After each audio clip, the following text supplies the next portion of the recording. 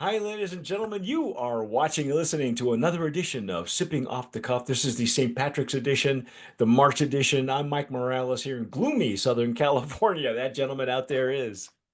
Jim Johnston in Youngstown, Ohio. You, if you've had a chance to watch our Blanco review of this tequila, we took you on a trip through Mexico and Ireland because this tequila is so special. It's called Irlandes, which is Spanish for Ireland. And I think you can see that better on Jim's camera. I got some ring light stuff that's going on here. Go back and watch the Blanco review because it was really special. We went in depth into the water, the minerality, the everything from the flavor profile to the backstory. Okay, and we're gonna try and do that in a more condensed version here. As you can see, I've had this particular bottle since last I believe August. It was delivered to me by the owner of the brand. Why don't you pronounce his name properly? Colm O'Fallon. Colm O'Fallon. Colm O'Fallon. Colm. So Colm. those of you in LA may have met this guy. He was a crazy Irish bartender at this Irish pub that was closed down at COVID. On Uh, St. Patrick's Day. on The St. COVID closures happened on St. Patrick's Day. Yeah, exactly. Which was and it was interesting because it's like everything that's based on this tequila itself is all it's all pinpointed by certain dates. And I'd forgotten that that is correct. I remember I was living in San Antonio, and that was exactly the day that everything was shut down. Everything, the whole country came to a screeching halt, basically. Right. And then when I moved out here in September of 2020, LA became ground zero again for COVID. So it had like two surges, and everything shut down again. So I recall that day. It's like the song from the Temptations, that was the 5th of September, the Yeah. day I'll always remember. Yeah. It's Because just one of those dates, right? Like 911. my band, Seamus, was supposed to play all weekend long. And we got the call that they're canceling everything. We played one show. Um, and I believe it was on a weekend. St. Patrick's fell on a weekend that year. And when that happens, you play wall to wall. I think we played one show, and everybody said we just got a call that the governor's shutting everything down. So for the first time in a long time, an Irish band, we sat at home on St. Patrick's Day, and that was it. So he sat around. I think the story is that the founder of this brand was sitting around with some of his buddies because they had nothing to do. At the pub was shut down. It's always a huge weekend for them, and something in the conversation of that was the impetus for them to go out and found this brand. So So there's a lot of detail in the label, but as usual, we're just going to taste the juice first, and then we're gonna then dissect it a little bit, and then give you some more of the backstory. Uh, Holy cow! I'm going to use in I'm kind of I'm going to use in to celebrate St. Patrick's Day. I'm using a Glencairn for this one. This is a as am I. Reposado, and This Glencairn is also from our friends at Dick Mac's Pub. I can see if I can get that there. Dick Mac's Pub in Dingle, County Kerry, Ireland, which is where the some of the water for this tequila is sourced from. Um, yeah, that's an interesting story. That's and a Dick Mac's is a famous whiskey bar in Ireland, but we're drinking tequila out of their Glencairn glass today. which is very versatile. I love that, They're very versatile, and Dick Mac's is actually where I filmed the video, where the boys working the bar that day learned how to make a margarita for the first time because yeah. we went You in should there to. watch it. It's a very memorable video that Jim recorded himself at this pub when your last vacation to Ireland, I think, and it went viral for us as Tequila Aficionado, and it went viral in Ireland, which was really crazy because Yeah, up until it's that point we weren't getting hits from other countries, but Ireland is go, why are we getting hit? Oh, that's right, it's Jim's video. right. And I go, that's And gotta be Jim's family or something, they right? said they kept the tequila behind the bar for Americans who wanted to do shots, and I said, well, there's a better use for it. And we happened to be in Ireland in a week where for the entire week it was like 68, 70 degrees and sunny, which never happens there. Wow. Wow. That's And like so summertime.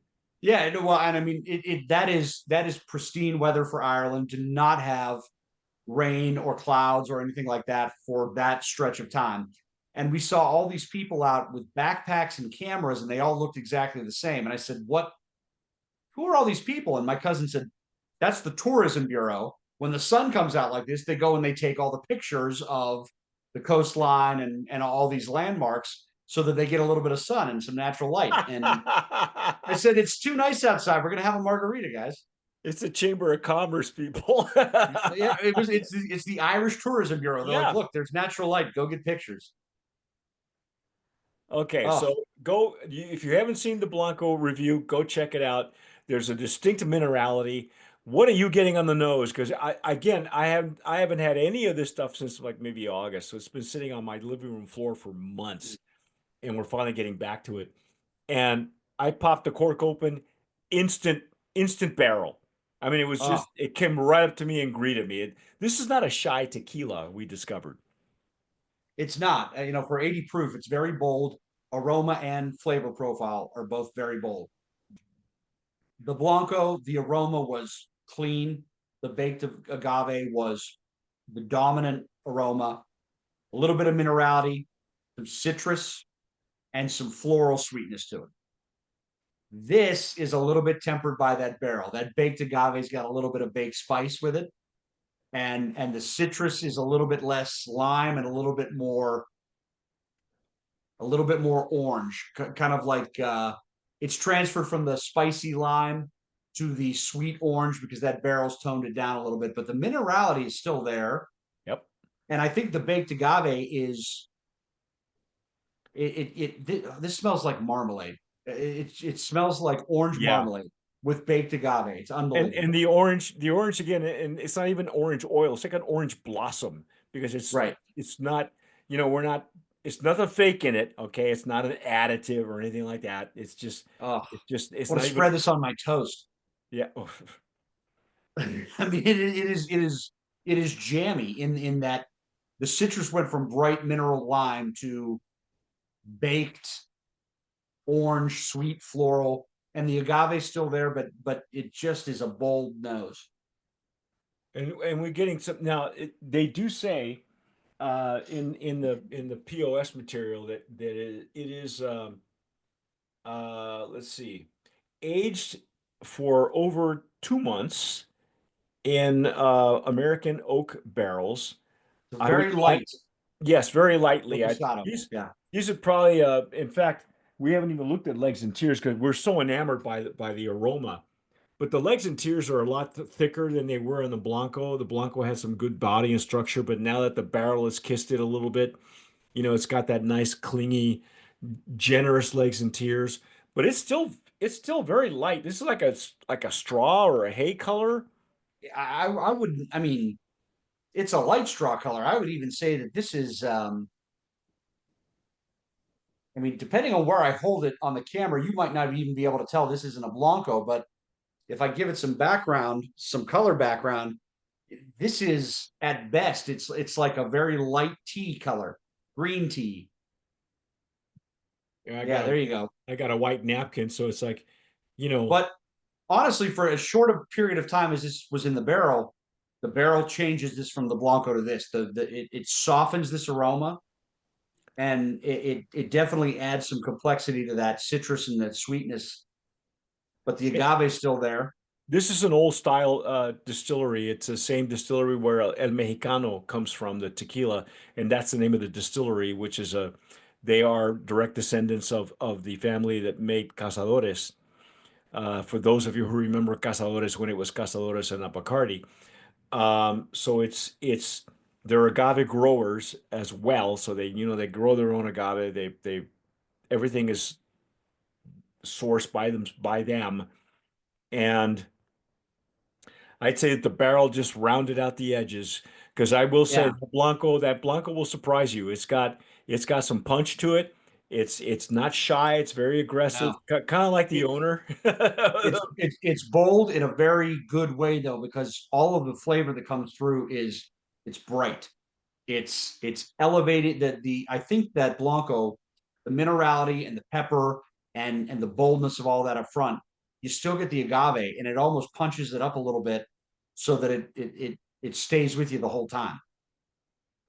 I gotta dive This in has again. been sent to finishing school.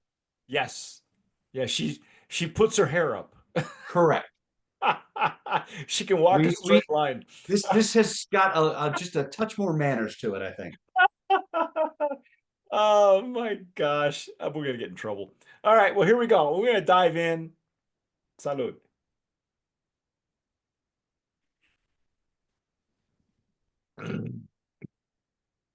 Mm. Oh, wow. Okay. Oh, All of that big, bold, upfront pepper and minerality has been tempered. And the agave is the first big, bold thing that comes out of this. yeah. And then the But the wood notes, I minerality, think. where the agave kept going the whole way, the minerality picks up now on the back. That little bit of baking spice, the pepper is now baking spice. Still got a nice long finish to it, but this little bit of finishing makes the agave really the big push at the beginning. Yeah, it's um the minerality is toned down. I will agree with you there. It's more in line. But you know the funny thing is that there's only one tequila that I know of that will openly say that they are rested in Jameson barrels, Jameson whiskey, and it's not this one. I'm Mm-hmm. wondering if that might not be a way for, or if there's a way for Colin to get barrels from the Dingle Distillery and start aging his stuff in those barrels because Jameson barrels, I mean, it's still a commercial brand, and you can generally get those barrels in the United States. He would have to actually get one or two barrels sent to Mexico, and I'm sure he'll be able to do that. If it might even be doing it now. And But to those are bourbon barrels. Those are ex bourbon barrels that get sent over there. yeah, Sometimes I would say, and I would love a Dingle Distillery tequila collaboration, but Dingle whiskey is unique and powerful stuff. It is not I've something never that's going to come. I've never had it, so I don't know. I mean, It's going to given influence this tequila profile a lot with the barrel. Those guys are barrel masters over there. They know what they're doing with finishes and with cask finishes and barreling. And I would say that just going with the American oak, this is still coming through with that agave and that cleanness and the floral sweetness and a little bit of that pepper that's become baked spice now. You could go overboard on barrels with this thing, but this is just right. From the Blanco to this, it's just added that level of complexity and kind of muted the bold mineral pepperiness of the Blanco. It's really phenomenal. yeah, and it's still old school. I mean, I said that with the Blanco, considering that where the family is, in the hand of the maker and who he is. Um, it's definitely more in a traditional old school, no longer than 3 months. That's when you pull it out of the barrel because you want that agave. If you're an agave grower, you're very proud of that plant and you want that Yeah, plant to shine. And yeah, and you're using you know, it's got a very light color, so the less time it spends in there, it's only got a kiss of color. Um, I would say you're right. It went to finishing school. It's just basically a nice rounded the edges a little bit. She was a little if you were to compare it to a horse, it's like a horse that finally can wear a bridle. You can ride. it's a 2 year old to a 3 year old. Now it's a Derby horse where last year it wasn't. And this is we've had a lot of juice where the Blanco and the Reposado changed dramatically because of the time in the barrel. Mm-hmm. This changes. but all of the characteristics of the Blanco are still here. Mm-hmm. They've just shifted where they hit. Mm-hmm.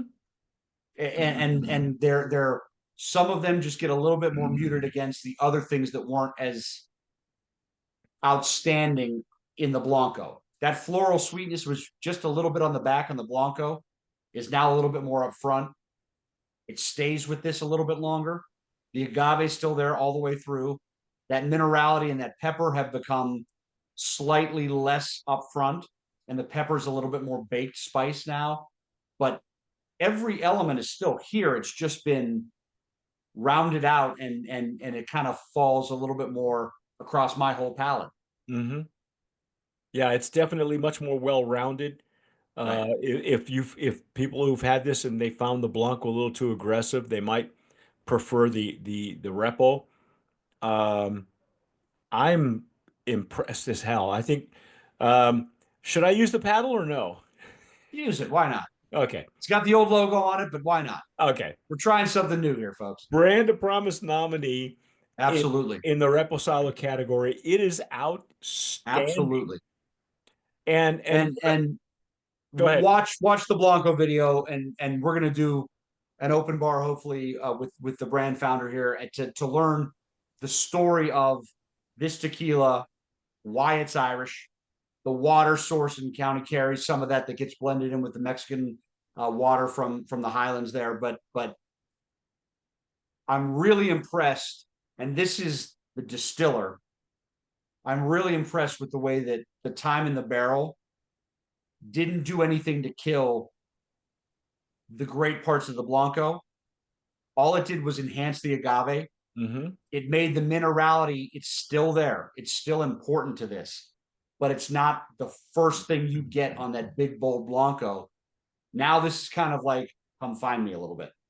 Well, it's interesting that I'm getting a lot of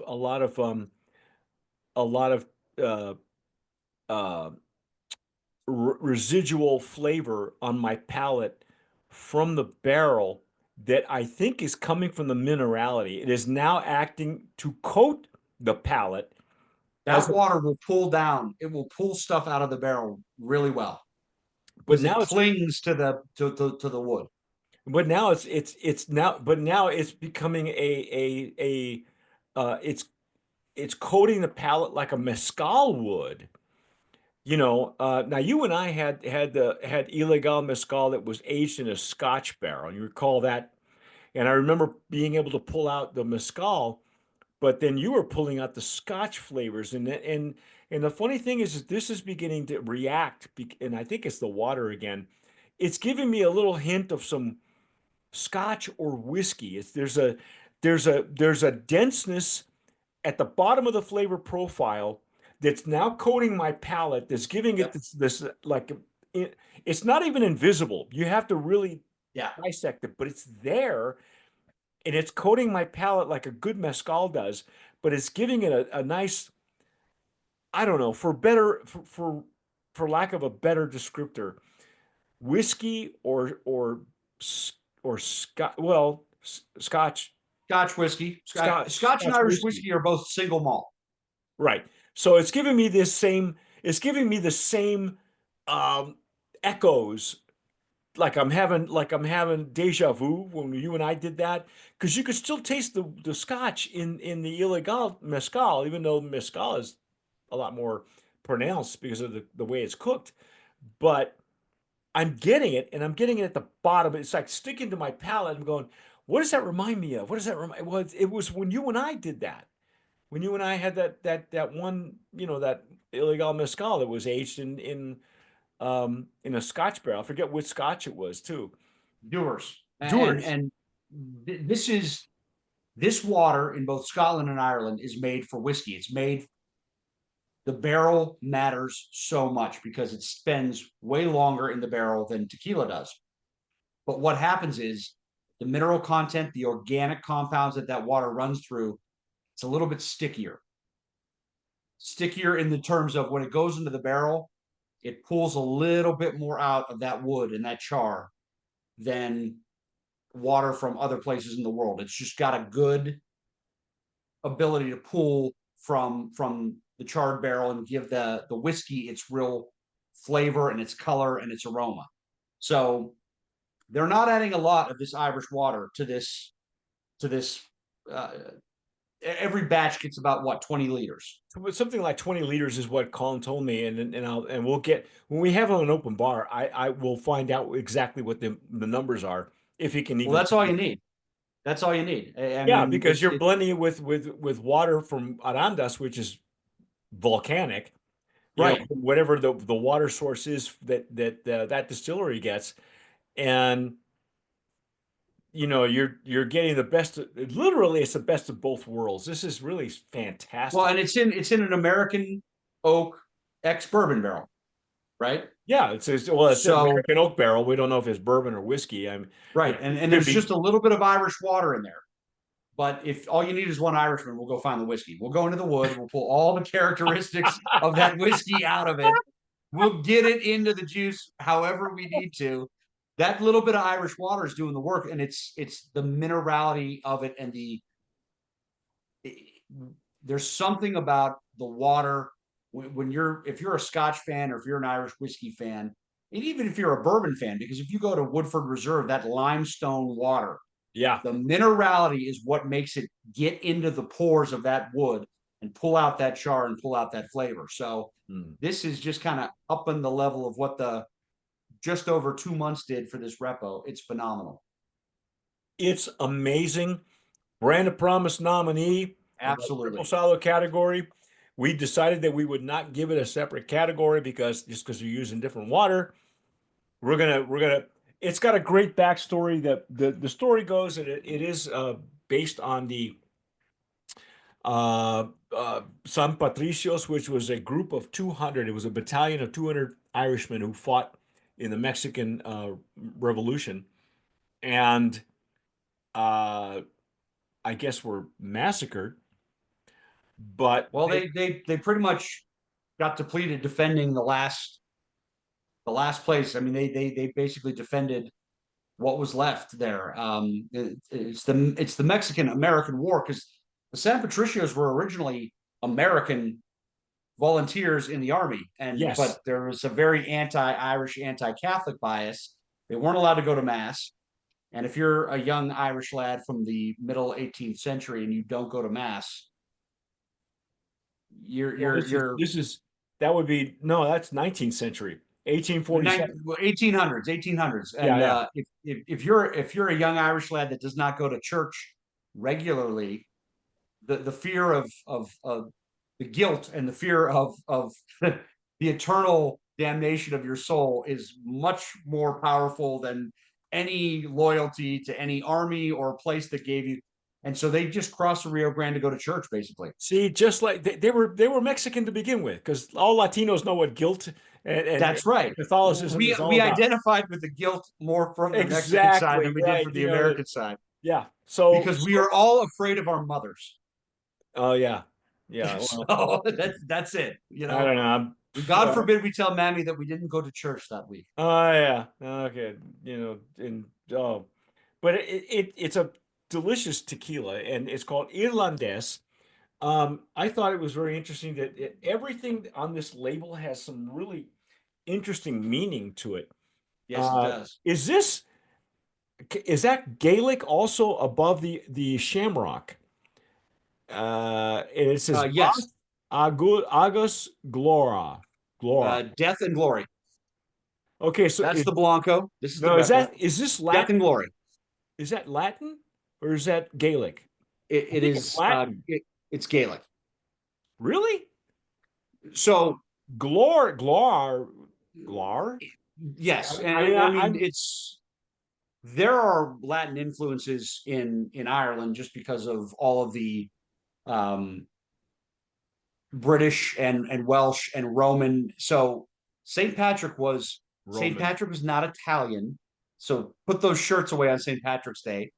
He was probably Welsh under Roman rule, was kidnapped and taken to Ireland as a slave, came back after he found Christianity and became the patron saint of Ireland. So there's absolutely Roman influence in Ireland, and Gaelic is Celtic language. It comes from the Celts of France and Germany that were Roman subjects. So there's absolutely going to be Latin influence on this. Oh, But okay. All right. That makes sense. See, and this if is you where the notice there, story is. that is the little uh, stone. I'm going to call it a cottage, but it's not even that. It's a hovel. It's right next to the well where they're taking this water out of, and then there's an agave field. So all of this is symbolism. Everything in here is symbolism, including the tricolor of both countries, Well, you notice, Ireland and Mexico. yes, and you notice he's got the heart, the sacred heart that I've seen depicting Saint Patrick. That's the claddagh. That's the claddagh. It's Yeah, yeah, that's it. That's where I saw it. Yes. there's a if there the Isn't claddagh that is a actually a little piece of it's a spot in Galway, Ireland, where there is a little jutting out portion of the peninsula that goes into the bay there, and it's a very famous spot in Galway, Ireland. But that is the ring that everybody wears. That the meaning is if you turn the heart in one way or out the other, it's whether you're taken or not. But it's the Claddagh ring. But there's all kinds of Irish and Mexican symbolism in here, including the fact that our flags, if you don't have the right lighting, almost look alike. But yes. yeah, so Yeah. Uh everything there every little detail on this tequila was really thoroughly thought out. absolutely. And and that's why I think we need to really get in touch with him, um, with Colin. We have to learn the whole story, and it's going to be a long story, but it's a good one. When I talked to him on the phone the first time, he started telling me the story, and I'm just thinking to myself, first of all, obviously, he's got that Irish accent that you could narrate anything, and I would listen to it because it sounds like, it's the Liam Neeson, Sean Connery kind of that brogue lends a little bit of uh scholar poet to everything. or So or he's Richard telling me this Burton, story, and Richard I was Burton in riding that in the case. car. I'm running errands, and I just decided to call him back, and he's telling me the story, and I'm sitting in the parking lot of the grocery store. And I'm just thinking, my God, this is a lot of history, not just the history of the San Patricios, but the day and that he decided to do this and all the process that went into it is fascinating. So look for that open bar after you Yes. see this because it's fascinating. It'll give you the whole backstory. I mean, if you're interested, in fact, if you've had this tequila before, tell us what you're doing with it. What you pick. Do we have a price point? I mean, the price points are everywhere, so we have no. Right. And again, it's based on distribution in state. What I've seen online, excluding delivery fees and shipping, mid 50s, maybe 60 for the repo. Just out of curiosity, because I know that Jim is Ohio is, um, from what I know about Jim and from what he's told me. I've never been to Ohio. Uh, it's there's a huge Irish population in Ohio, apparently. How would something Yes. like this do in a control state in Ohio? And he had, Jim and I have lamented about the deals with the control state of Ohio and the liquor business in that state. But how would something like this, how would it fare with that population in Ohio? Overall, the population, I think it would do well. Um, you've got to be able to have somebody here to tell your story. The thing about a control state is the state is the one that decides whether or not they buy it and stock it. So, how do you show up with bottles that aren't even on the shelves here and try to educate bartenders and mixologists and the consumer about this story? Um, as far as the Irish population in Ohio, I mean, the biggest Irish festival in the country is in Ohio, in Dublin, and we have one here in Youngstown, the Mahoning Valley Irish Festival, and there's one in Cleveland, and there's one in. We are we're pretty good as far as a heritage group in the state of Ohio, and I think this would do very well with the Irish Americans here. But it's about education, and this story is a good one, and it's interesting, and it's something that even if you weren't a tequila drinker, it's fascinating. So I think that if we can tell the story a little bit, we will get some traction here, and it's just about where you can find it now and whether or not the state of Ohio decides to stock it. But I'd be happy to knock on the door and tell them to do that. Jim is a direct If I want it. Jim is a direct line to the Ohio Liquor Board. Which Sometimes, sometimes, sometimes. sometimes. But anyway, that's our take on Irlandes Reposado. Amazing juice. Go get it. If you can get it, buy it online. Send it to your, you know, uh, I can't. We're just whether we like it or not, we're just gonna have to talk to him Yeah. now and just let him tell the story. All we have to do is just wind him up because I spoke to him my first night when I met him, and he kept me sequestered for like 20 to 40 minutes just He's on full of the life. I mean, story he's an before I Irish even had the storyteller in juice. the best sense of the word. Yes, And before I even I'm had going the to do the juice. same disclaimer that I did during the Blanco. This month is my 8th anniversary as a taster here at Tequila Aficionado, and everything would lend itself to believe that I would be biased towards anything made or that comes from Ireland, and I am. But I've been wearing this stuff in all the reviews we've done of tequila that has no Irish influence whatsoever, going back to the first time that I ever did a tasting. So That's right. That was I like was your just first. excited that I finally Yes. got something that had something to do with Ireland a little bit, and I was approaching it objectively. And if you gave me this bottle with no label on it, I would tell you that it is phenomenal. It has nothing to do with my Irish heritage whatsoever. Maybe a little bit. Maybe just a touch. Maybe I'm just excited because the story and the fact that it does intertwine itself with Mexico and tequila is that's real. So that's a very objective standpoint to come from when you're looking at this, and the tequila is phenomenal. Well, So when I did the research on agave spirits around the world, and I realized how much of agave history and how much of history in general that we're not taught in school. The San Patricios, it's like what Jim said earlier, it's a small window of time, but it's a big story. And it's a and big it gets story. it gets lost in the Mexican American War, it gets lost in the War of Independence, it gets lost in the Civil War, it gets lost. They just get lost. I mean, even here locally where I live, I mean, there's a reenactment of a war in the Civil War that happened here in Southern California. I didn't know that, and it would happen at the St. Gabriel Mission, which I went to Catholic school. The Catholics never told us that story, So it's No, and if you learn the history of the Mexican American War in America, that's where all the Civil War generals were young sergeants and lieutenants and captains coming up. So the history here is all of the guys that fought in the Mexican American War that became the generals on the battlefields of Gettysburg and Antietam and all that. There's no mention of the San Patricio whatsoever. nope. There's a great album by the Chieftains, though, which actually has a song narrated by Liam Neeson about the San Patricio. So check that out. It's a Chieftains No album. kidding. Oh, I gotta find Yes. it on YouTube. I gotta find that one on YouTube. Liam Neeson, because that's like he's got a special set of skills. Uh, Well, and honestly, if you hear him narrating this, you're like, oh, this is basically taken for history. It's just yeah. it's that movie and it's his voice, but it's very powerful. It's got a fife and drum corps that's a very Irish thing, and it's the Wow. story of these guys crossing the Rio Grande, fighting for the Mexican army in the Mexican American War, and basically doing it because they didn't have the religious freedom that we promised everybody. There was a no Irish need apply kind of rule after we came over from the potato famine, and the history is phenomenal. The tequila is phenomenal. I'm just excited that I finally got to wear this for a reason.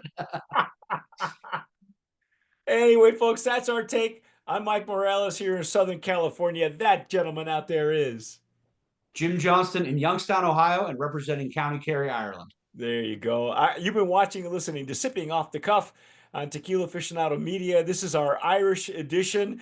Whatever you folks do, hit the notification bell, subscribe, tell your friends, share this video out with all your Irish friends too, or your Mexican Irish friends, because there's got, Canelo, right? because, you know, There's there's got to be a bunch of you out there. oh yeah, for sure. And but folks, whatever you do, tomar sabiamente. Sip wisely.